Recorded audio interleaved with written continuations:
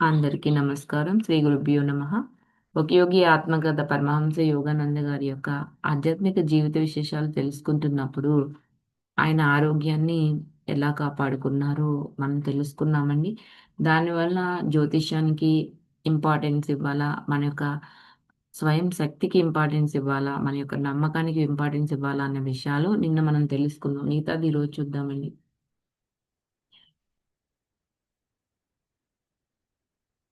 ఒకడు పుట్టినప్పుడండి గ్రహస్థితిని బట్టే జ్యోతిష్యం అనేది చెప్తారనమాట. దానికి అర్థమంట ఆ మానవుడు తన గతం చేతిలో కీలుబొమ్మ అని కాదని ఈయన తెలుసుకుంటారండి. మానవుడు తన గతం చేతిలో కీలుబొమ్మ కాదు అని పరమహంస గారు తెలుసుకుంటారు. ఎందుకంటే నిజానికి అది గర్వకారణమే. ఎందుకంటే అన్ని రకాల పరిమితుల నుంచి బయటపడాలన్న సంకల్పం మానవుడిలో రగులుకొనబడడానికండి గ్రహ నక్షత్రాలు కూడా ప్రయత్నిస్తాయంట. భగవంతుడు ప్రతి మనిషిని కూడా ఒక ఆత్మగానే సృష్టించాడు కదా! ప్రత్యేక వ్యక్తిత్వం ప్రసాదించాడు మనకి. కాబట్టి స్తంభంగానో, పరాన్నభక్కుగానో లేక తాత్కాలిక పాత్ర నిర్వహిస్తున్నప్పటికీ కూడా ఈ విశ్వ వ్యవస్థ ఏదైతే ఉందో అది చాలా ఆవశ్యకమైనది. అతడు సంకల్పించినట్లయితే వెంటనే అంతిమంగా స్వేచ్ఛ అనేది సంపాదించగలుగుతాడంట. ఇది అంతరంగిక విజయాల మీదే కానీ బాహ్య విజయాల మీద ఎప్పుడూ ఆధారపడదండి. అంతరంగిక విజయాలంటే ఆధ్యాత్మికంగా మనం ఎదగాలి అనుకున్నప్పుడు మన ఆత్మకు సంబంధించినవి. బాహ్యానికి సంబంధించినంటే కంటికి కనబడే ఈ సంసార బంధాలు, కంటికి కనబడే ప్రతీది అనమాట. బాహ్య విజయాల మీద ఆధారపడదు అని చెప్తున్నారు. శ్రీ యుక్తేశ్వరగిరి గారు ఇప్పటికీ కూడా 24,000 సంవత్సరాలు ఆయన చక్రాన్ని అన్వయింపచేసే గణిత శాస్త్ర విధానాన్ని కనిపెట్టారంటండి శ్రీ యుక్తేశ్వరగిరి గారు. ఆయన చక్రాల గురించి ఒక కైవల్య దర్శనం అనే పుస్తకం మొదటి భాగంలో వివరించడం జరిగిందంటండి. అది యోగదా సత్సంగ సొసైటీ ఆఫ్ ఇండియా వారు ప్రచురించారంట.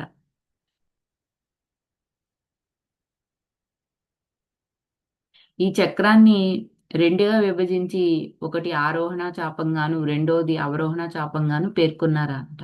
ఒక్కొక్క చాపం కాలం పరిమితి 24,000 అంటే 12,000 సంవత్సరాలు. ప్రతి చాపంలోనండి కలియుగం, ద్వాపరయుగం, త్రేత అలాగే సత్యయుగాలని 4 యుగాలు ఉంటాయంట. ఈ 4 యుగాల్ని కూడా గ్రీకులు మతానుసారంగా వాళ్ళేంటంటే లోహం, కాంస్యం, రజితం, స్వర్ణయుగాలని వాళ్ళంటారు గ్రీకులు. మనమేమంటాము అంటే కలి, ద్వాపర, త్రేత, సత్య. ఈ 4 యుగాలు మనం చెప్తామండి. పరమహంస గారు గురుదేవులు ఆయన రకరకాల లెక్కలు కట్టి ఆరోహణ చాపంలోని కడపటి యుగం ఉంది గదా! కలియుగం అంటే లోహయుగం గ్రీకుల ప్రకారం. అది క్రీస్తు శకం 500 ప్రాంతంలో మొదలైందని నిర్ధారణ చేశారంట. 12,000 సంవత్సరాల కాలపరిమితి గల ఈ లోహయుగం భౌతికవాద ప్రధానమైన కాలమండి. ఇందుట్లో క్రీస్తు శకం 1700 ప్రాంతంలోనే ముగిసిపోయిందంట.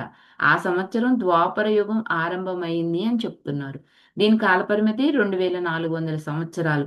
ఈ యుగం విద్యుత్ శక్తి, అణుశక్తుల వికాసానికి అలాగే టెలిగ్రాఫ్, రేడియో, విమానాల వంటి దేశ వ్యవధానాన్ని హరింపజేసే యంత్రాలకు ప్రాముఖ్యత వహించే యుగము. అంటే ఇవన్నీ మనం కనుగొన్నాం కదండీ! వీటినన్నిటిని మనం వాడటం మొదలుపెట్టేసాం గదా! తర్వాత వచ్చేది 3600 సంవత్సరాల కాలం గల త్రేతాయుగం. ఇదెప్పుడు ప్రారంభమైందంటే క్రీస్తు శకం 4100 అప్పుడే ప్రారంభమైపోతుందంటండి. ఇక్కడ టెలిపతి అంటే మానసిక ప్రసారం ఆ ప్రసారాల గురించి, కాల వ్యవధానాన్ని హరింపజేసే ఇతర సాధనాల గురించి జనసామాన్యానికి తెలిసి ఉండటం ఈ యుగ లక్షణం అంట. టెలిపతి అంటే ఏంటండి? మనం ఇక్కడ కూర్చుని వేరే వాళ్ళకి మనం మనసు ద్వారా సందేశాన్ని పంపించటం అనమాట. ఆరోహణ చాపంలో కడపటి యుగమైన సత్యయుగం కాలపరిమితి 4,800 సంవత్సరాలండి. ఈ యుగంలో మానవ యొక్క మేధస్సు ఎంతో సర్వోత్తమైన ఉత్కృష్టంగా వికాసం చెందుతుందంట. మానవుడు దైవ నిర్ణీత పథకానికి అనుకూలంగా పనిచేస్తాడంటండి. ప్రపంచానికి అప్పుడు 4,800 సంవత్సరాల అవరోహణ స్వర్ణయుగంతో ఆరంభమయ్యి, ఆ 12,000 సంవత్సరాల అవరోహణ చాపం మొదలవుతుంది అని చెప్తున్నారు. క్రీస్తు శకం 12,500 అండి. అప్పుడు క్రమంగా మానవుడు ఏమైపోతాడండి, అజ్ఞానంలోకి దిగజారిపోతాడంట. ఈ కాలచక్ర భ్రమణాలు మన కంటికి కనిపించే చర విశ్వ తాలూకు వైషమ్య సాపేక్షత రూపమైన మాయని ప్రదర్శించే శాశ్వత ఆవృత్తులంట. అంటే ఇటు ప్రపంచానికి ఆయుర్దాయం ఏంటి అంటే, శ్రీ యుక్తేశ్వరగిరి గారు చెప్పిన 24,000 సంవత్సరాల ఆయన చక్రం కన్నా చాలా దీర్ఘమైన విశ్వచక్రంలోని కలియుగంలో ఒక అంతర్భాగంగా హిందువుల శాస్త్ర గ్రంథాలు నిర్ణయించాయి అని చెప్తున్నారు. ఈ గ్రంథాల్లో చెప్పిన విశ్వచక్రం కాల పరిమితి ఎన్ని సంవత్సరాలు అంటే 1,400 అంటే ఇక్కడ చెప్పాలి అంటే 430 లక్షల కోట్ల 5,60,000 సంవత్సరాలండి. ఇది ఒక సృష్టి కల్పంగా లెక్కకొస్తుందంట. అంటే సృష్టికి ఒక దినం. ఇది ఇప్పటి రూపంలో మన గ్రహమండలానికి నిర్ధారణ చేసిన ఆయు ప్రమాణం అంటండి. ఋషులు ఇచ్చిన ఇంత పెద్ద సంఖ్య సౌర సంవత్సరం పొడవుకు కూడా ఒక వృత్తం చుట్టూ కొలతకు వ్యాపారానికి ఉండే అనుపాతం అంటున్నారు. గుణిజానికి ఉన్న సంబంధం మీద ఇది ఆధారపడి ఉంటుందంట. ప్రాచీన ద్రష్టల దృష్టిలో అఖండ బ్రహ్మాండానికి ఆయుర్దాయం ఎన్ని సంవత్సరాలు చెప్తున్నారంటే, ఒక బ్రహ్మయుగానికి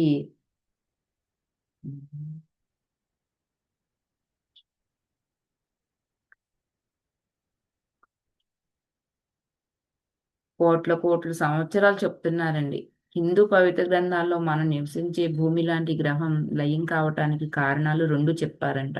లోకంలో ఉండేవాళ్ళు మొత్తం అంతా పూర్తిగా మంచి వాళ్ళైనా అయిపోవడం, లేదా పూర్తిగా చెడ్డవాళ్ళైనా అయిపోవటం అంటండి. ఈ రెండిట్లో ఏ ఒక్క దాని వల్ల అయినా కూడా ప్రళయం సంభవిస్తుందంట. ఈ విధంగా లోకమానం అనేది ఒకానొక శక్తిని ఉద్భూతం చేస్తుందండి. ఆ శక్తి భూమి యొక్క ఆకారంలో సంఘటితమై ఉన్న ఆ బంధిత అణువుల్ని విడుదల చేస్తుందంట. అప్పుడే ఇదిగో ప్రపంచ ప్రళయం రాబోతుందంటూ అప్పుడప్పుడు కూడా భయంకరమైన ప్రకటనల్ని మనం వింటూనే ఉంటున్నాం కదా! ఎంతోమంది ప్రచురిస్తూనే ఉంటున్నారు. అయినప్పటికీ కూడానండి, గ్రహ చక్ర భ్రమణాలు ఒక క్రమబద్ధమైన దివ్య ప్రణాళిక ప్రకారం కొనసాగుతూనే ఉన్నాయి. భూప్రళయం ఏదీ కూడా కనుచూపు మేరలో లేదు. ప్రస్తుత రూపంలో మన గ్రహానికి ఇంకా అనేకమైన ఆరోహణ, అవరోహణ ఆయన చక్రాలు గడపవలసి ఉన్నాయంటండి.